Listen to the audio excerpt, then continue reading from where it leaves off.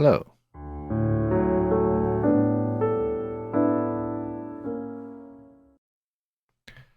As you probably know, Canadian Charter of Rights and Freedoms is intended to protect people in Canada from some kind of oppression on the part of the government or government bodies.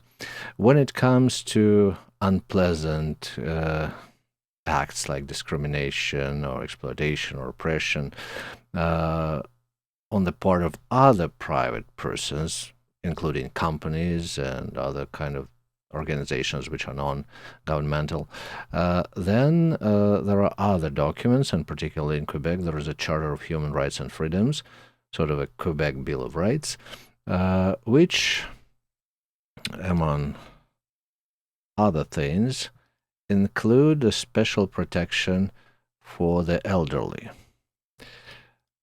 This is the charter, if you wish to find it on your own, and this is the article 84, which says that elderly aged persons should be protected from exploitation, and they have a right for protection and security.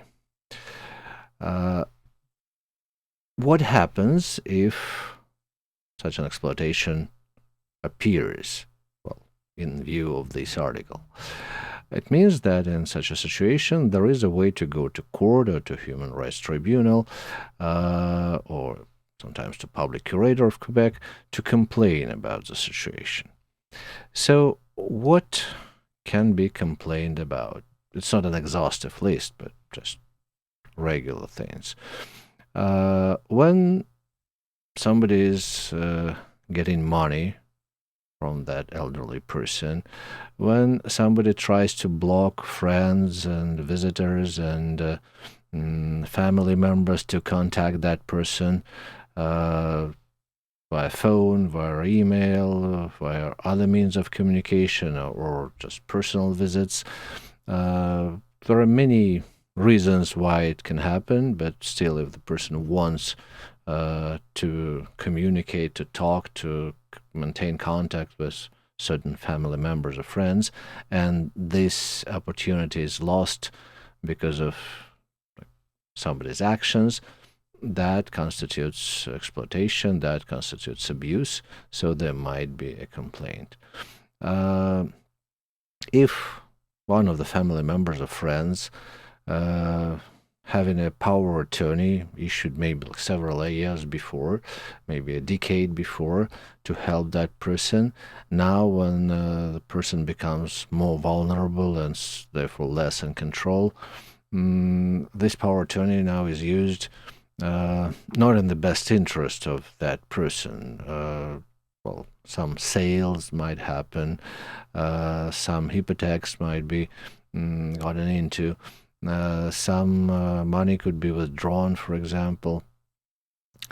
Another example of exploitation is when a person is abandoned, forgotten, in the sense that nobody cares, even using that person's money sometimes. Nobody cares what that person wants, like where that person wants to live, what that person wants to eat, or to wear, to where to go, what kind of medical treatment would be best for that person.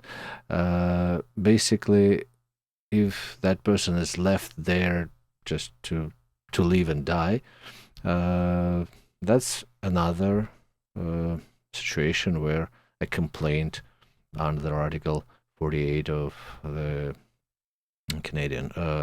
Quebec Charter can be put forward. Also, though it's harder to prove usually, but still it's possible, when some wrong medical care is imposed on the person. So one thing is the correct medical care is not provided to the person. Another thing, when the medical care that's not in the best interest of the person, but rather to make that person calm down and not interfere with the affairs of the abuser, that kind of medical treatment in itself is abuse. Of course, most of the situations about abuse of elderly, at least most of those which come to the courts, are one way or another connected with the issue of money, like financial issues. Often we're talking about some kind of a fraud.